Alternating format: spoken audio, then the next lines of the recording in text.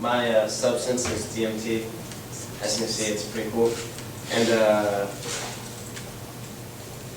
there's like all this stuff. Wait, all the stuff. Tell us all the stuff. Okay, so the formula is C12, H16, N2, molar mass is 188.269. And then, of course, called DMT. And then some people call it Dimitri. And businessman's trip because it lasts so short. And of course, that's what it's called in the US. And I didn't get the IUPAC, well, the IUPAC names to my paper, but yeah. And it can be like, what does DMT stand for? dimethyltryptamine. Tryptophan? Huh? Is it tryptamine or tryptophan? Tryptamine. Okay. And yeah, it can be like found in plants, techniques, system all over the world, blah blah blah. And for example, a supplement plant called ayahuasca. And it's also a chemical release in your brain, which is pretty cool. And it says it's released like right before we die or when we're dreaming.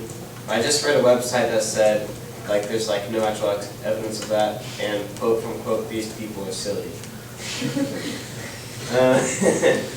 Oh yeah, it's first synthesized by a scientist named Richard Minske. Oh yeah, I can't do all that. And yeah, and then like they didn't really know it was psychedelic, so they're like, you know, we're just gonna put this on the side.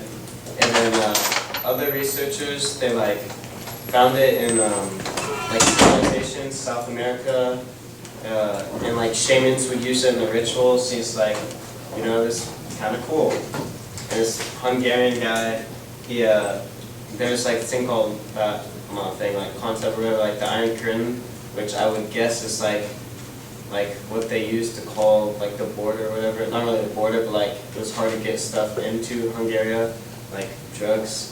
And so he like made his own DMT, and then he was like, I bet this psychedelic, like this could be pretty cool. And then he used it, and he's like, I was right. And then, oh yeah, you can't ingest it orally, like after, like from when it's synthesized. You can't take it by itself orally. You have to take some other chemical because there's something in your stomach that inhibits it, so it like stops the psychedelic processes.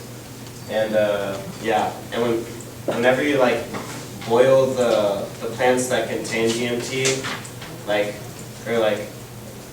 you boil it or whatever, it like releases a chemical that has the same process as whatever you would have to make to do that. If that makes any sense, which y'all probably don't think it does. Okay. Yeah, it's basically like everything I just said, except that they started getting banned in the 1960s, like DMT was, because this one guy, he tried it, he overdosed, and he almost died. So he like sent a letter and an email or whatever to like some guy with a government position. He's like, yeah, we probably shouldn't use this because we're all gonna die. And yeah.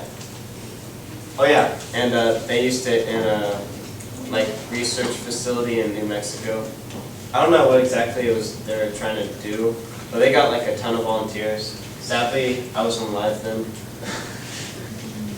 Okay. But yeah, other than taking it orally, you can inject it, you can smoke it, stuff like that. And I already told you about it. The chemical is called monoamine oxidase, which is that's what like inhibits DMT from its effects actually kicking in. And yeah, there's a part where they pull the plants and stuff. Oh yeah, Rima is like what you'd have to take it with if it was synthesized or whatever to like actually get that. And yeah, and if you like take a bunch of prescription drugs, if you have like ADHD or I don't know, other problems with the body, it can prove fatal or lethal if you take DMT, so watch out, kids. And yeah. 45 seconds, Jesus. Yeah. That's how long it is. Whenever you smoke it, to start? 45 seconds. God. That's pretty quick. Unbelievable. Yeah. Oh yeah, and from his volunteers that Rick Strassman got like to take DMT, it seemed to allow the consciousness of our volunteers to enter into non-corporal, freestanding, and independent realms of existence, inhabited by beings of light who oftentimes were respecting the volunteers and with whom the volunteers interacted. Yeah, so it's basically like a quest in like some game. They're like, that's like every guy that's like on DMT. Yeah, I have no idea what pharmacokinetics is.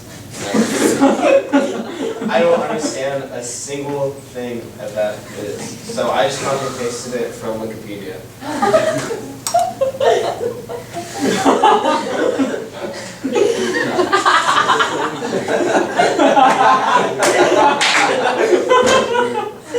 I mean, keep looking at me. I'm in just like everyone else. Yeah.